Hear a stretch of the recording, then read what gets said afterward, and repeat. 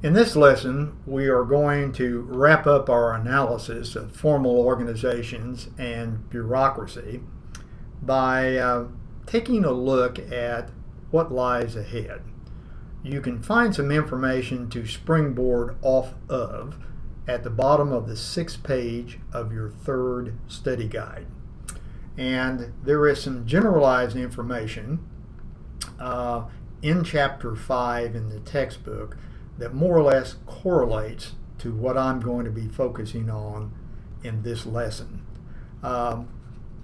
Ritzer and other social scientists have suggested that, and you can see it noted here, that in this era of globalization, based upon, again, the transmission of vast amounts of information through digital communication means, McDonaldization and maybe even bureaucracy may have passed its peak.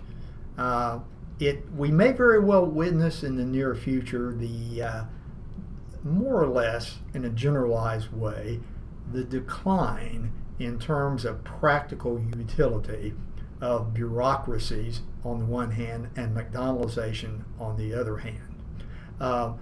One thing that Ritzer highlights that might emerge as being much more utilitarian in the current age is what he and others have addressed as eBayization. Notice it's marked by certain key qualities: variety, unpredictability, and highly specific and limited control. Okay, let's look at each one of these briefly. Variety. Well, eBay, Amazon, and other organizations offer a much wider variety of products than does McDonald's. Furthermore, the predictability that marks, you remember one of the hallmarks that Ritzer placed on McDonaldization was predictability? Well, that predictability is replaced on eBay and Amazon by what could be called the unexpected. You can find far out, funky, off-the-wall products on Amazon and eBay. Furthermore, there is something else that marks eBayization. Sellers don't have to experience or become involved with the eBay organization or even necessarily the Amazon organization, because particularly on eBay, they are directly interacting with buyers as such. And then add something else that, again, Ritzer and others highlight. The fact that McDonald's may be fast, but eBay is vast. And I think you'd agree with me, any of you who have seen this. So we'll see what lies ahead. Ritzer and other sociologists also argue that we'll see more in the future of what are called or considered to be network organizations. You don't have to worry so much about informationalism that is noted at the bottom here. I'd rather you concentrate your attention on what exactly is meant by a network organization. And again, Ritzer and other sociologists argue that this is a somewhat newly emerging arrangement that's directly related to globalization. So what you find are organizations that are comprised of several interconnected or interlocking networks.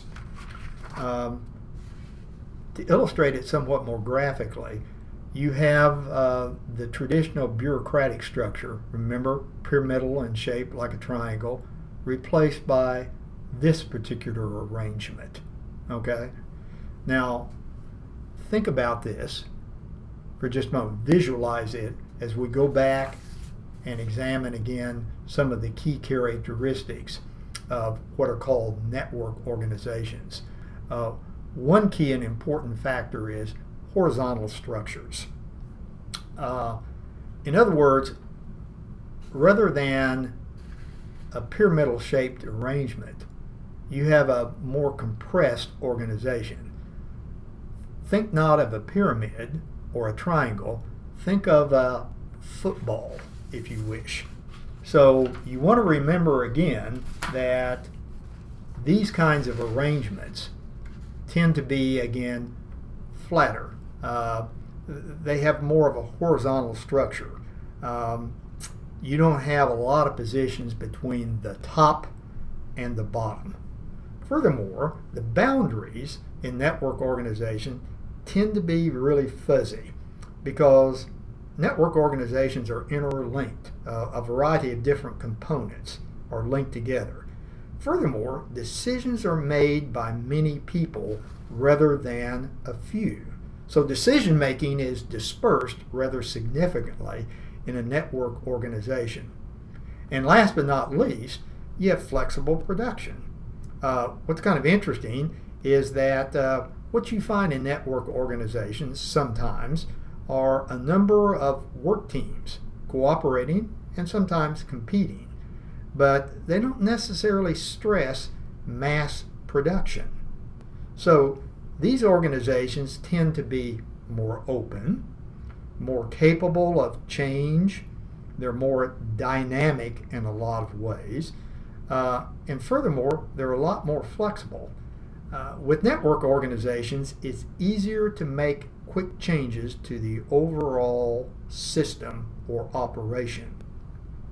And according to Ritzer, this setup is, again, linked directly as well as indirectly to the global information economy. And he highlights the fact that this economy is literally changing the nature of work. Workers now deal not so much with material processes, but with information. The old industrial-based economy has become post-industrialized. We've seen a steady replacement of industrial-based jobs with more service-oriented jobs, many of them again dealing with massive amounts of information. Now, this has helped to reduce the overall number of workers. And Ritzer highlights the fact that since information can flow quite easily, network organizations have helped to create brand new types of work. For example, I think some of you are aware of the fact that there are people working out of their homes, on board trains and aircrafts, in motels, in hotels, or as Ritzer points out, any place in the world. Bureaucracies certainly are important to our lives. I don't think they'll go away quietly because we still depend upon them. But it's interesting and important for you to remember that there are some fascinating alternatives out there. See you next time.